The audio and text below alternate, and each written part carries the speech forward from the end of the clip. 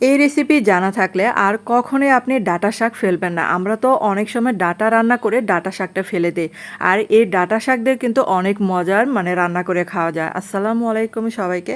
আর এই ডাঁটা শাক যখন ফেলে দিচ্ছিল তখনই ভাবলাম এটা দিয়ে মজার একটা এই রেসিপিটা করি।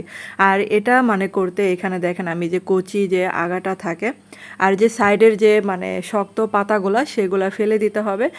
আর আমি কিন্তু এখানে যে যে কচি যে পাতাগুলা আর এই যে ডাঁটা থাকে আমি সেটা নিব এখানে। আর এই যে এটা কিন্তু এরকম করে কেটে নিতে হবে।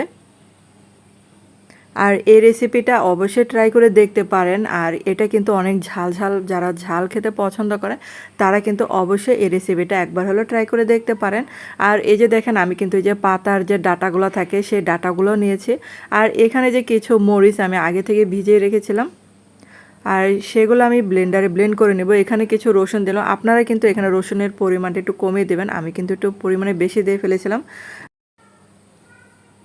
আর অল্প কিছু পেঁয়াজ দিলাম, কারণ পেঁয়াজটা যেহেতু আমি পরে দিব তার জন্য এখানে আর বেশি পরিমাণে পেঁয়াজ দিব না।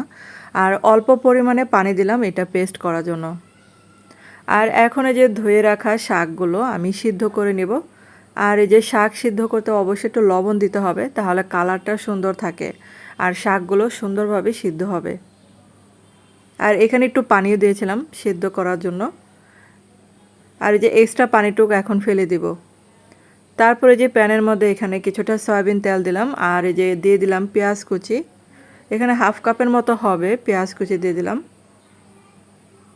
আর দিয়ে দিলাম হলুদের গুঁড়া হাফ চা চামচ করে। তারপর হচ্ছে ধনে গুঁড়া দিলাম, সেটা আপনারা কি পরিমাণটা বুঝে দিবেন। আর এখানে যে ব্লেন্ডার করা এই যে মরিচ আর রসুন এগুলো দিয়ে দিলাম।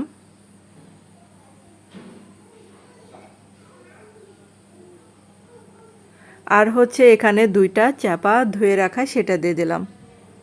আর আপনারা যারা ঝাল খেতে পারেন না, পছন্দ করেন না, তারা কিন্তু মরিচের পরিমাণটা কমিয়ে দিতে পারেন। আর এখানে আরেকটু লাল মরিচের গুঁড়া দিলাম, কারণ হচ্ছে কালারটা যেন সুন্দর আসে। তারপরে যে ব্লেন্ডার ধুয়ে পানি দিলাম, আর কিন্তু এখানে কোনো পানি দিব না। আর এখানে দিয়ে দিলাম সামান্য পরিমাণে জিরা বাটা, দিলাম স্বাদ মতো লবণ। আর এটা কিন্তু ভালো করে কষিয়ে নিতে হবে।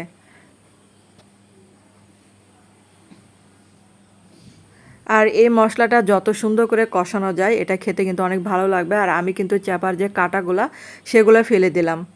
তারপরে যে সিদ্ধ করা শাকগুলো দিয়ে দিব এটার মধ্যে। আর এখন হচ্ছে অনবরত এটা নাড়তে হবে। আর এটা যত ভাজা ভাজা হবে এটা খেতে কিন্তু তত ভালো লাগবে। আর এই যে ঢাকনা দিয়ে ঢেকে দিলাম। আর এটা হচ্ছে যত ভাজা ভাজা করবেন এটা খেতে তত ভালো লাগবে। আমি যে আবারও ঢাকনা দিয়ে ঢেকে দিয়েছিলাম। আর এখন হচ্ছে ঢাকনা খুলে এটা এই যে নাড়তে হবে। তো এটা কিন্তু রান্নাটা হয়ে গেছে।